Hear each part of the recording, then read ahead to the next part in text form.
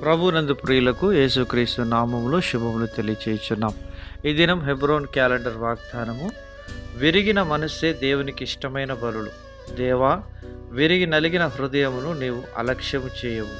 కీర్తనల గ్రంథము 51వ అధ్యాయము 17వ చరణంలో దైవజనుడు దావీదు భక్తుడు ఈ మాటలు తెలియజేస్తున్నాడు. ప్రియమైనటువంటి దేవుని ప్రజలారా, క్రైస్తవ జీవితంలో ఎత్తుపల్లాలనేటువంటి సహజంగా ఉంటాయి. ఎందుకనగా దేవుని వాక్యంలో సెలవిస్తుంది.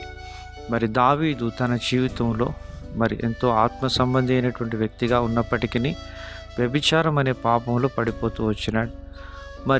అటువంటి పాపంలో పడినప్పుడు దేవుని వాక్యం తన యుద్ధకు వచ్చినప్పుడు తృణీకరించక దాన్ని అంగీకరించి ప్రభువును హత్తుకొని తన యొక్క పాపమంతటిని విరిగి నలిగిన హృదయంతో ఒప్పుకొని విడిచిపెట్టి దేవుని కృపను కోరుకున్నాడు. దేవుని వాక్యం సెలవిస్తుంది. సామెతల గ్రంథం 28వ అధ్యాయం 13వ వచనం, అతిక్రమములను దాచిపెట్టువాడు వర్తిల్లడు, కానీ వాటిని ఒప్పుకొని విడిచిపెట్టువాడు కనికరమును పొందునని దేవుని వాక్యం సెలవిస్తుంది.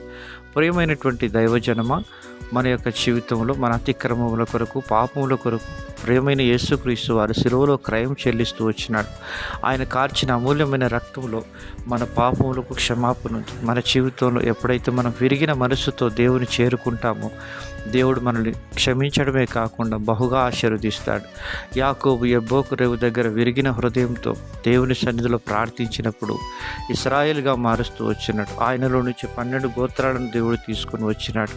అందులో యూదా గోత్రం నుంచి లోకరక్షకుడైన యేసు ప్రభు వారి లోకానికి వచ్చి సర్వమానవాళికి రక్షణకరంగా దేవుడు చేస్తూ వచ్చినాడు. తప్పిపోయిన కుమారుడు తండ్రి ఇంటిని విడిచిపెట్టి దూరదేశం వెళ్ళి తన జీవితంలో సమస్తం పోగొట్టుకొని నష్టపోయి చివరికి ఆహారం లేక ఎంతో దరిద్ర స్థితిలో ఉన్నప్పటికీ తన జీవితంలో విరిగి నలిగిన హృదయంతో తండ్రి ఇంటిని జ్ఞాపకం చేసుకొని తిరిగి తండ్రి ఇంటికి వచ్చినప్పుడు తండ్రి తన కుమారుని చేర్చుకొని క్షమించినట్లుగా ప్రియ రక్షకుడైన యేసు ప్రభు వారు నీ వైపు తన గాయపడిన చేతులు చాపి పిలుస్తున్నాడు. ప్రియమైన నేస్తమా, విశ్వాసి, నీ జీవితంలో ఎక్కడ దారి తప్పిపోయి ఉంటున్నావు, ఎక్కడ దేవునికి దుఃఖాన్ని, బాధను కలిగించుంటున్నావు, ఆయా పరిస్థితులన్నిటిని దేవుడు నీకు జ్ఞాపకం చేస్తున్నప్పుడు దావీదు వలె నీ జీవితంలో ఒప్పుకొని, యాకోబు వలె ప్రభు సన్నిధిలో తన పాపమును ఒప్పుకొని తప్పిపోయిన కుమారుని వలె సమకూర్చబడాలని నీవు ఆశిస్తున్నావా?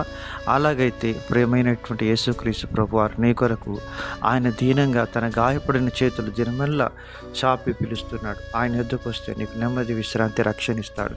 అలాంటి కృపను దేవుడు మనకు దయచేయును గాక.